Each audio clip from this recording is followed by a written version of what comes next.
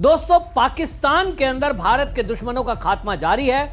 एक के बाद एक पाकिस्तान के दुश्मन आतंकवादियों को एक कोई अज्ञात हमलावर अचानक से गोली मारकर गायब हो जाता है। पूरे पाकिस्तान में इसको लेकर दहशत है।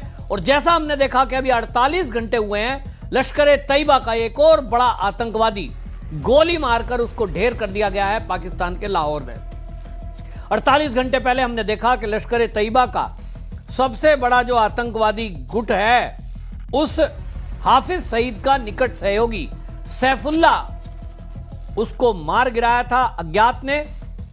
यह सैफुल्ला भारत के अंदर 2006 में नागपुर आरएसएस मुख्यालय पर हमले के लिए, 2005 में बेंगलुरु में आईआईएससी पर हमले के लिए, 2008 में उत्तर प्रदेश के सीआरपी कैंप के लिए ये दोषी पाया गया था। और इसमें इसी ने सारी प्लान करी थी जिसमें कई लोग मारे गए थे।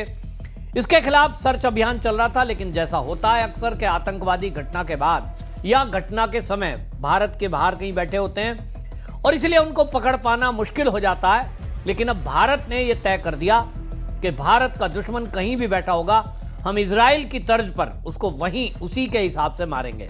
हालांकि भारत सरकार इसकी ऑफिशियल हाँ नहीं करती है, ऑफिशियली हम कर भी नहीं सकते हैं, लेकिन हमारे लोगों का कहना यह है और मानना है कि इस मामले में, और मैं नहीं कह रहा हूं, पाकिस्तान में इस बात की चर्चा है कि इसके पीछे जो भारत का एनएसए अजीत डोवाल है उनका हाथ है।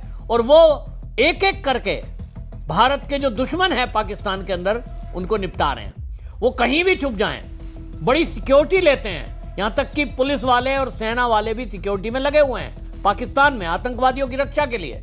लेकिन उसके बावजूद भी अज्ञात हमलावर जो होता है वो पाकिस्तान के आतंकवादियों को एक एक करके निपटा रहा है। केवल 48 घंटे हुए हैं जब सैफुल्ला को मारा था, जो सैफुल्ला 2006 के नागपुर, 2005 के बेंगलुरु और 2008 के उत्तर प्रदेश के सीआरपीएफ कैंप के लिए दोषी माना गया था।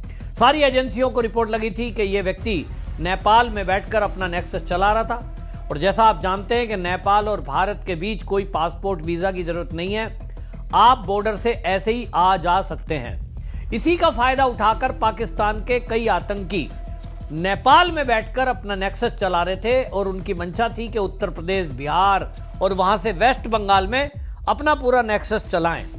तो उत्तर प्रदेश के सीआरपीएफ कैंप पर 2008 में हमला किया गया था।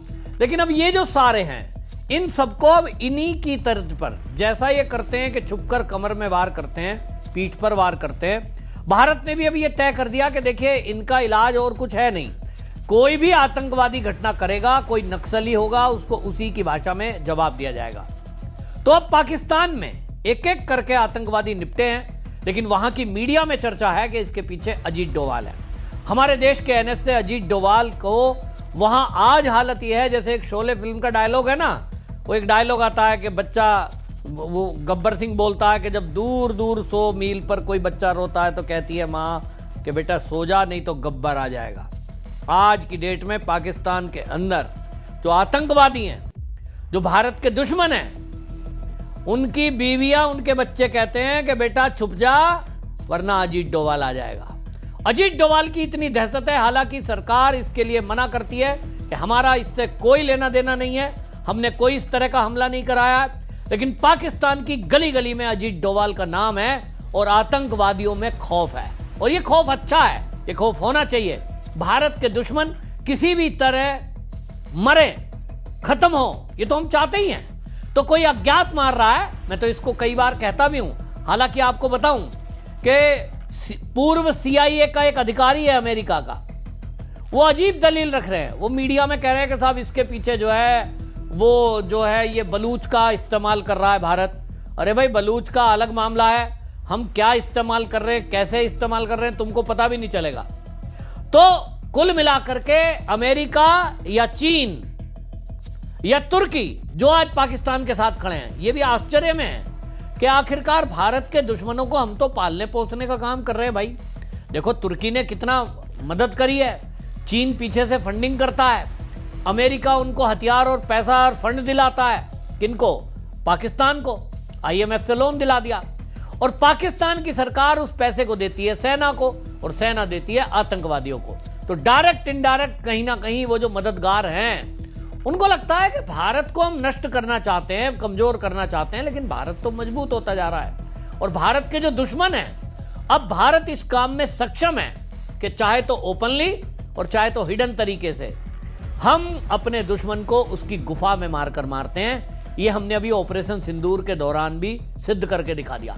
अमेरिका, चीन, रूस, ब्रिटेन सब आश्चर्य में है कि भाई भारत ने तो वो कर दिया जो कभी इजराइल के लिए जाना जाता था कि वो घर में घुसकर मारता है। दूसरी तरफ आपको बता दूं कि नक्सलियों के विरुद्ध अमित शाह का अभियान छिड़ा हुआ है और इसी में बहुत बड़ी सफलता भारत को मिली है, सुरक्षा बलों को मिली है। सुरक्षा बलों में भी महिलाओं की पूरी एक बटालियन एक उसमें है और वो जो कमांडो हैं उनकी मेहनत का फल है कि छत्तीसगढ़ में नारायणपुर में 1 करोड़ का इनामी बसव राजू, जो सबसे बड़ा माओवादी आतंकवादी है, वो आतंकी को भी मार गिराया है। 1 करोड़ रुपए का इसके ऊपर इनाम घोषित किया था, जो इसकी सूचना मूवमेंट की ठहरने की देगा। बड़ी लंबी मशक्कत के बाद सुरक्षा बलों ने सफलता प्राप्त कर दी है और 1 करोड़ का जो ये इनामी बसव राजू है, इसको अर्धसैनिक बलों ने मार गिराया है। नक्सलियों के खात्मे में ये बहुत बड़ा एक डेंट पड़ा है और अब इस डेंट से समझ लो नक्सलियों की रीढ़ टूटने वाली है।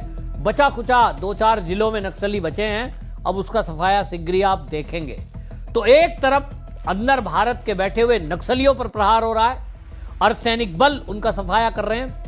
दूसरी तरफ पाकिस्तान में बैठे हुए आतंकवादियों पर सेना का ऑपरेशन सिंदूर अभी जारी है, उन पर प्रहार हो रहा है। और जो छुपे हुए बिलों में हैं, वो बिलों से कभी तो बाहर निकलते हैं ना। कोई अस्पताल जाएगा, कोई कहीं मूवमेंट जरा भी हुई वहीं मारा जाएगा, ये तय है। और इसी के कारण आपको बता दूं कि बड़े बड़े आतंकवादी हाफिज सईद जैसे लोग बिलों में छुपे हुए हैं, बंकरों में बैठे हैं। उनको पता है कि मुंडी बाहर निकली तो गई। भारत की ताकत का लोहा आज दुनिया मान रही है और हमारे देश की राहुल गांधी और कांग्रेस और कुछ आम आदमी पार्टी जैसी पार्टियां ये हमारे सैन्य और हमारे देश के शौर्य पर सवाल उठा रहे हैं। सवाल यह है कि हमारे देश के सैनिकों का मनोबल बढ़ाने के बजाय भाई कहना चाहिए ना कि आतंकवादियों को सफाया कर दिया, हमारी सेना को बहुत बहुत बधाई। जो ये सैनिक कह रहे हैं ये सही कह रहे होंगे, इसको हम सही मानते, क्यों ना माने। हम क्यों माने कि हमारे सैनिकों का मनोबल डाउन हुआ है, हमारी सेना का कोई फाइटर जेट गिरा है, हमारी कोई मिसाइल खराब हो गई, क्यों मान लें दुश्मन की बात। हमारी सेना जो कहेगी हम उस बात को सच मानेंगे, हम दुश्मन की बात को सच क्यों मानेंगे। तो दूसरी तरफ नक्सलियों का सफाया हो रहा है, ये बहुत बड़ा झटका है। और एक तीसरे फ्रंट पर भारत की सरकार बहुत मजबूती से एक काम कर रही है कि भारत के अंदर जो गद्दार बैठे हैं, कुछ जासूस बैठे हैं पाकिस्तान के, उन पर लगातार एक्शन हो रहा है। कई ऐसे जासूसों को लगातार पुलिस पकड़ रही है। यह भी गृह मंत्रालय का आदेश हो चुका है कि अगले 30 दिन के अंदर अंदर पूरे भारत से रोहिंग्या बांग्लादेशियों का सफाया होना चाहिए। यानी 5 तरफा प्रहार मोदी सरकार देश के दुश्मनों पर कर रही है और देश की क्लीनिंग चल रही है, स्वच्छता अभियान चल रहा है। ऐसे में हम सबको यह ध्यान रखना चाहिए कि हम सरकार और सेना के साथ खड़े हों, अर्धसैनिक बलों का सम्मान करें और उन्हीं की बात पर विश्वास करें।